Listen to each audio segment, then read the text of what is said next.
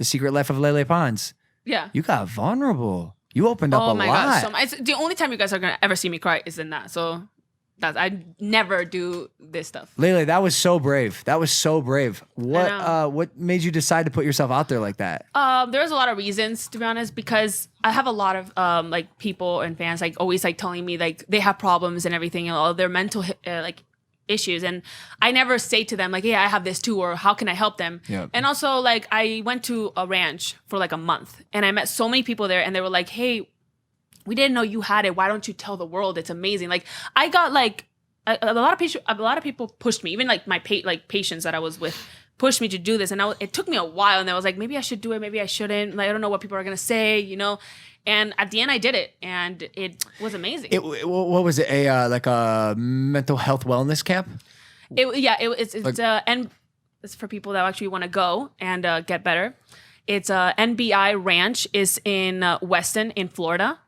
And it's amazing. It's a great. What's their mission? Do you know? Like their mission statement? Is it to actually do exposure therapy as well? Okay. To actually like if you have OCD, if Exposure you're bipolar, response, exposure response. If Yeah. you have tics, if you have OCD, if you have bipolar, anything, anxiety, anything, they help you with them. And we do also group therapy, and like I meet other people that have the same thing as me. So that's what we're talking about here. Just to give context, this series came out, The Secret Life of Lele Pons, and I have Tourettes, I have OCD, and it's these disorders that a lot of people didn't know about you. My dad is gay. That's all. We could talk about that for a second. I actually You knew that, no? I did know that, but it's not my business to. I would not. You know, if that's not my title for my video. Lele's dad is gay. I let you do it for your show. Those views, though, I didn't know. But wait, I want to talk about this because I'm sitting here with you, and I've known you forever. Yeah. And I didn't know this about you. How do you hide your Tourette's? The OCD I could have guessed because you're a perfectionist, and the way you like kind of innately clock into some sort of weird universal fiber when I'm watching you direct your videos is like, that's a person with OCD who needs this to be perfect. Yeah. But even watching that, like I didn't know how severe it was. Yeah. So my Tourette's are very mild. Okay. It's like stuff like when I like you wouldn't notice like I twitch a lot this, right? But I put like this here, like but like I could be doing this and I do it all the time. That's why like my hand, because I twitch a lot, can go all the way back. You know, like my finger, because I do like in this as well. Like it can go back because I've been doing it my whole life. Okay. That also, and then like sometimes I even look at you and I'm like, and that's like a little twitch that I try to like minimize. It's called like a tick, right? It's like a little tick that I'm like, Oh, you like integrate it into conversation. Yeah, and when I talk to you and I'm like, that like I blink more sometimes than I should. Because it looks like you're attentive, but really that's your tick. Yeah, okay. Oh, wow. That's something you learn actually in NBI. It's like, okay, you have tics, that's okay, and I had them really, really bad. But what you're gonna do is let's try to like make them more mild. Integrate. Integrate. Sure. Like people won't know like I'm doing this with my hand, you know?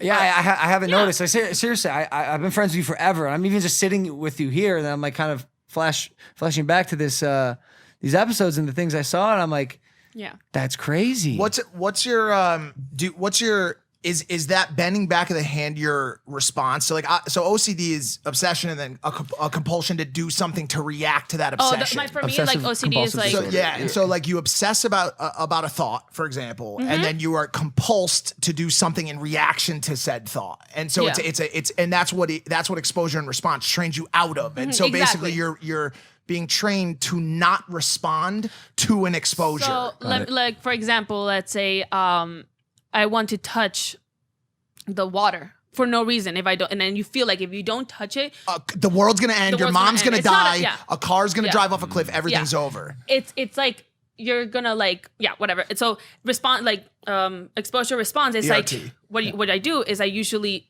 go close to. Oh shit! Sorry, I touched it. That was a mistake. Yeah, that's fine. So you go close to it, right, and then you can't have a face of like this. So that's response. Don't respond to it. Right, you know what I mean? Right. So it's just like this and like just like let the feeling be there.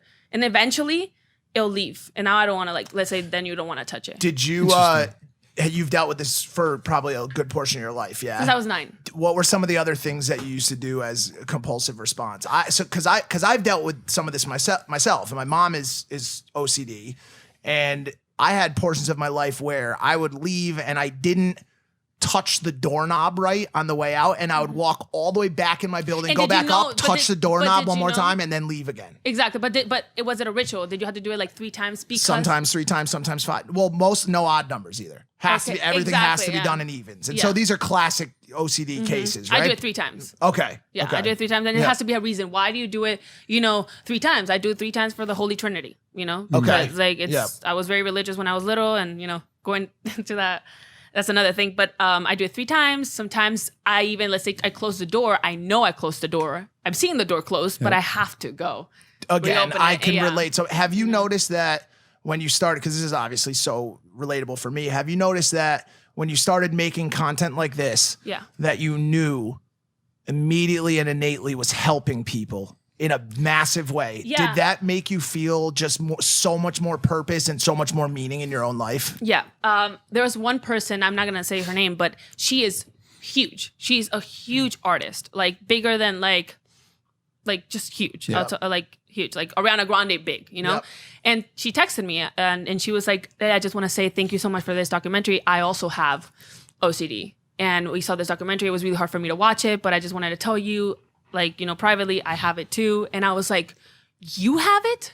Someone that's like, you know what I mean? Like you don't notice it at all. And also like when Billie Eilish says that she has tics, I never saw her tics, I never noticed.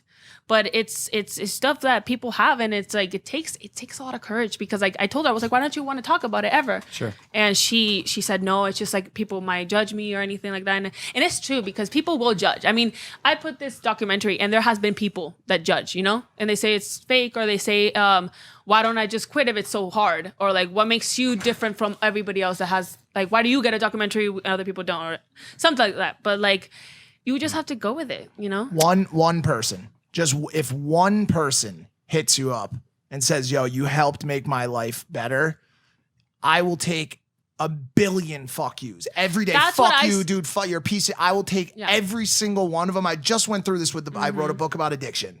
I've gone through, I've had so many people reach out and say, you did this, you're all these things. That's what my dad told me. Just one Yeah. person. That's all you need to change one person's life, and it's all worth it. Yeah, and that's why I did this, because I knew there was gonna probably be like hate around this, So I was like, okay, am I gonna help one person? And my team said, you are. Yeah, For absolutely. sure, one person. Yeah. I was like, let's do it. Fuck yeah. That's awesome. And I have, and like moms have come up to me, like people from Harvard that are studying this, like have come up to me and said thank you, and I'm like, I'm good. That's awesome. And Yeah, that's it. Yeah. That's amazing. You did a fantastic thing here. And many people, I just want to say thank you so much, because many people have clicked the link of like how to get help, and I love that. For sure, And that's for very sure. important. And people have gone to the ranch and talked to my therapist, Katya Mora. So I'll just give her a little shout out. out. Yeah, her and want to actually get help, and that's the purpose of this.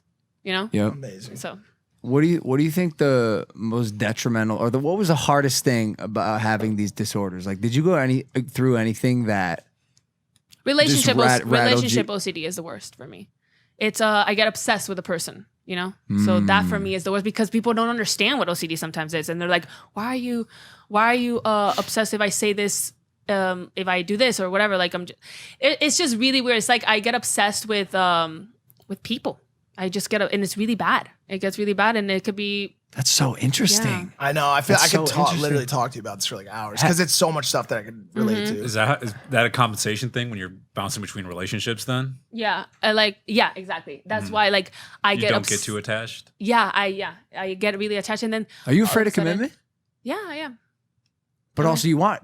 I want Commitment. But how much of that is driven by your issues that you have with yourself? Do you know what I'm saying? Like, I went through so much time. I went through a decade without a relationship because I was so fucked up mentally, I am fucked up and was working on myself for so long. And I finally got to a point in the last year that I felt okay enough to push myself into it, and it was uncomfortable as fuck.